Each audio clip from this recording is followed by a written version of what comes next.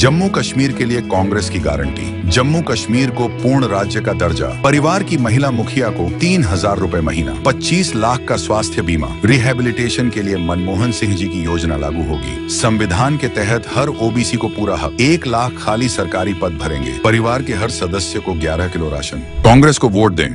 तो अभी भी आप लोगों को मैं इस इंसिडेंट सुनाऊंगा कि डोगरों के साथ, हम लोगों के साथ कितनी नाइंसाफी हुई है। आपकी आंखों में आंसू आ जाएंगे कि एक गांव पूरे का पूरा, जहां पर 100 बच्चियों ने अपने गले में फंदा लगाया और नीचे कुएं के अंदर छलांग लगा दी, क्योंकि उस समय पाकिस्तान की आर्मी ने जन जर करके एक पैक्ट साइन किया था कवालियों के साथ। जन जर का मतलब जमीनें हमारी और जो औरतें हैं ये लड़कियां सब उन कवालियों की। और उन बच्चियों ने अपनी अजमत को बचाने के लिए ये काम किया कि 100 बच्चियां, सोचें वो 100 बच्चियों ने जब अपने गले में फंदे लगाए होंगे अपनी चुन्नियों से, और जब अभी भी मैं बात अगर आपसे कर रहा हूं तो आप सोचिए कितना वो सीन कैसा रहा होगा इन्हीं कांग्रेसियों की वजह से। और हमारी फौज केवल 10 किलोमीटर की दूरी पर खड़ी थी और अपने आप को इतना असमर्थ महसूस कर रही थी कि वो फौज को, क्योंकि ऑर्डर नहीं था आगे जाने का, देखते रहे अपनी आंखों से, क्या कर सकते थे। अरे इनकी अगर मैं आपको अब सुनाना शुरू करूंगा सारी बात तो सुबह से शाम हो जाएगी। अगर ज्यादा ही दूर क्यों जाना है, अपने केवल और केवल अपनी सत्ता पाने के लिए जो लोगों ने काम किया, उसके बाद जो हम डोगरों से अगर आई उम्मीद रखते हैं तो याद होगा हमारे महाराजा हरि सिंह, जिन्होंने सन 1932 की सबसे पहले गोल मेज कॉन्फ्रेंस में किसी ने अगर इंटरनेशनल प्लेटफॉर्म में भारत को आजाद करने की बात की थी तो उसी ग्रेट महाराजा ने की थी। लेकिन उस महाराजा को इसी षड्यंत्र का खमियाजा भुगतना पड़ा कि उसके खिलाफ ऐसा षड्यंत्र लगाया गया कि उसे अपनी ही रियासत से यहां से बाहर निकाल दिया गया। और हाइट देखिए, इनकी सोचने की बात है। आखिरी बात कंप्लीट करूंगा कि जब महाराजा साहब यहां से चले गए और उसके बाद उनकी आखिरी तमन्ना थी कि मेरी जो राख है, डोगरी जिसी गलांदे सुहा, कि मेरी सुहा जेड़ी है आखिरी मौके ऊपर जम्मू कश्मीर की धरती ऊपर छिड़की उड़ियो।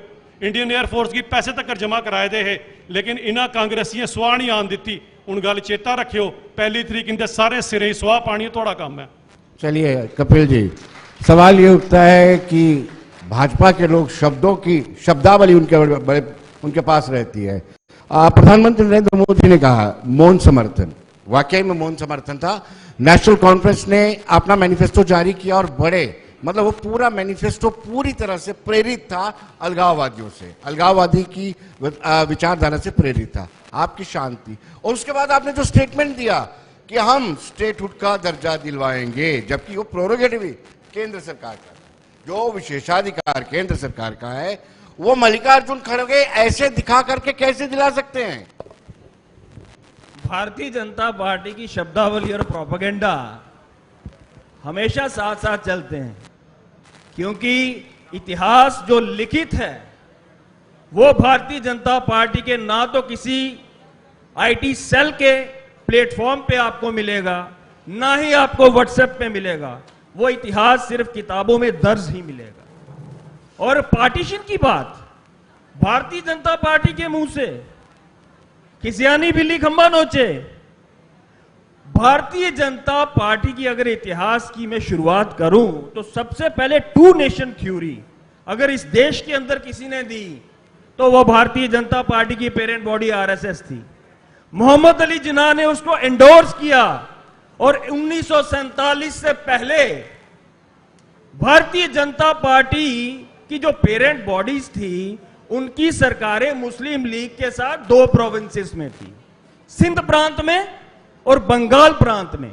और बंगाल प्रांत में मंत्री थे श्यामा प्रसाद मुखर्जी, और श्यामा प्रसाद मुखर्जी ने उस वक्त की ब्रिटिश गवर्नमेंट को पत्र लिख के यह कहा कि देश का विभाजन हो या ना हो, बंगाल का विभाजन जरूर होना चाहिए।